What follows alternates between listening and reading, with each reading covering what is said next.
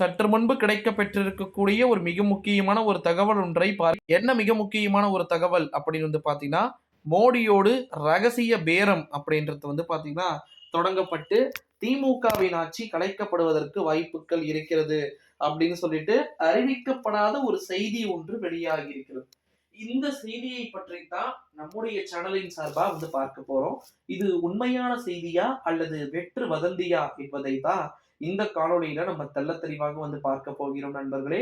நம்முடைய தமிழ்நாட்டை பொறுத்தவரைக்கும் ஸ்டாலின் அப்படின்ற ஒரு நபர் எந்த அளவிற்கு ரொம்ப மிக முக்கியமான நபர் அப்படின்னு சொல்லிட்டு உங்களுக்கே வந்து தெரியும் அப்படின்னு வந்து நினைக்கிறேன்.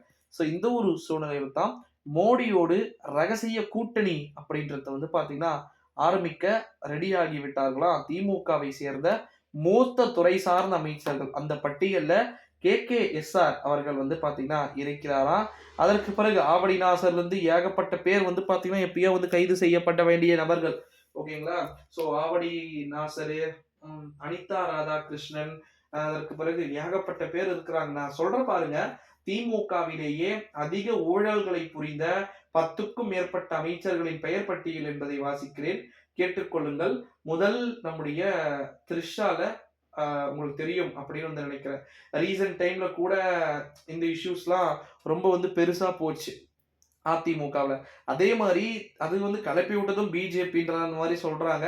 ஸோ இப்ப திமுகவுல என்ன ஆச்சு அப்படின்னு வந்து பார்த்தீங்கன்னா, நம்முடைய ஆட்சியை கலைக்க திமுகவோடு ஒரு ரகசிய பேரங்கள், ஒரு ரகசிய ஆலோசனை அப்படின்றது நடந்துகிட்டு இருக்கிறது தான் தகவல்கள் என்பது வெளியாகிக்கிட்டு இருக்கக்கூடிய ஒரு வேலையிலே நண்பர்களே, திமுக அப்படின்றது ஒரு மிக முக்கியமான ஒரு கட்சி.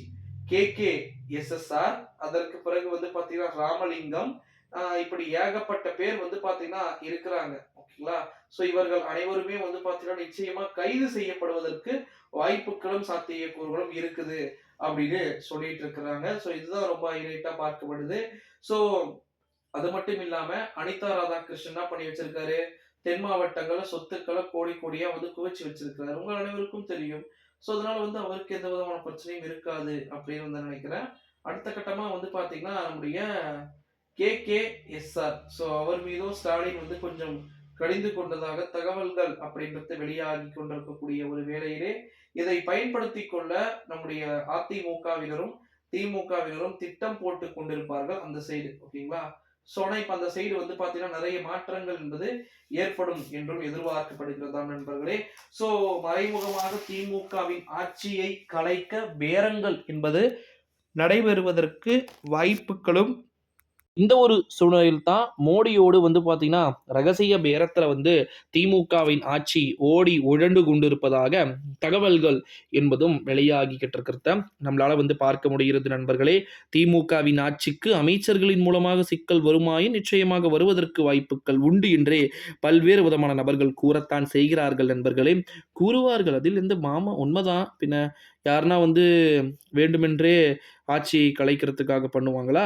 ஸோ சாட்டிஸ்ஃபேக்ஷனான நிலைமைகள் இல்லை அப்படின்னா கண்டிப்பாக கலைக்கலாம் அப்படின்ற மாதிரி தான் பேசப்பட்டு கொண்டு வருகிறதை நம்மால் வந்து பார்க்க முடிகிறது நண்பர்களே. ஸோ நம்முடைய தமிழ்நாட்டை பொறுத்த வரைக்கும் மோடியோடு தன்னுடைய ரகசிய பேரங்கள் அப்படின்றது பேசப்பட்டு இருப்பது தான் இங்கே இருக்கிறதுலேயே ரொம்ப ரொம்ப ஹைலைட்டடான பாயிண்டாக பார்க்கப்படுது. ஓகேங்களா? ஸோ வெயிட் பண்ணி பார்க்கலாம் நண்பர்களே.